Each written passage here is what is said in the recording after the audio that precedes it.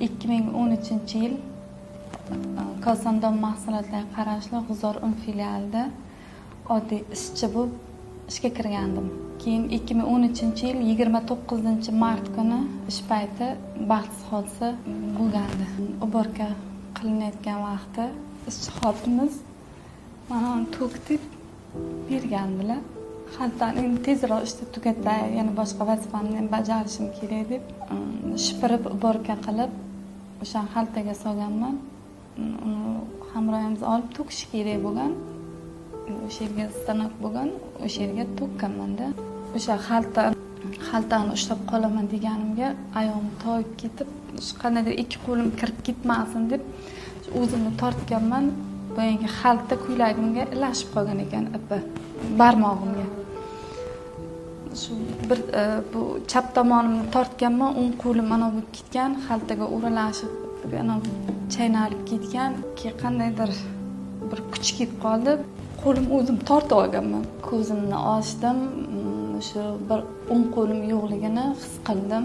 Keyin rentgen qilishganga usta qovurg'am singanini, keyin o'pka anon qiladigan pulmonlik o'pkam teshilganligi va zardob bog'laganini aniq qilishdi. Ishxonam ukol dorilarimni yordam berib turishdi. Protez qo'ldi. Yarmini ishxonam to'ladi, yarmini davlat tomonidan oldim. Farroshlikdan kotibalik shtatiga o'tkazishdi. Korxona tugatildi, sotildi deb menga aytishdi.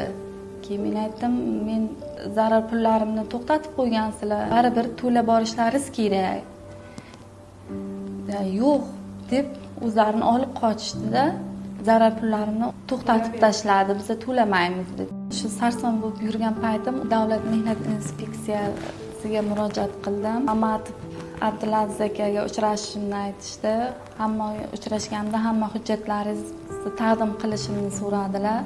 Taqdim qilganimda o'rganish ishlarini amalga oshirib o'tganlarida men zarar pullarimni kam 2013-yildan to hozirgi davrgacha juda kamomad asosida to'lab kelishayotganini, oshirmay kelishayotganligi sababli meni nomimdan sudga da'vo ariza kiritib 31 million so'm zarar puli, 6 million ma'naviy zararni undirib berishda yordam berishdi.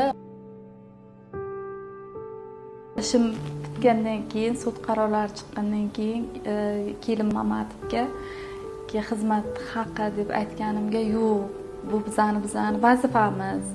Davlatdan oylik to'lashyapti, xalqqa xizmat qilish bizning vazifamiz dedilar. Yo'q deb bana qilgan taqdirimda ham yo'q, duo qilsangiz bo'ldi deb aytdilar. Duo qildingizmi? Ha, qildim. Dedim, qattiq edi, yig'lamasdim. Bunday ana qilib so'rashardi, yig'lamasdim. Biz bugun tug'ilgan kunim bo'lmaydi.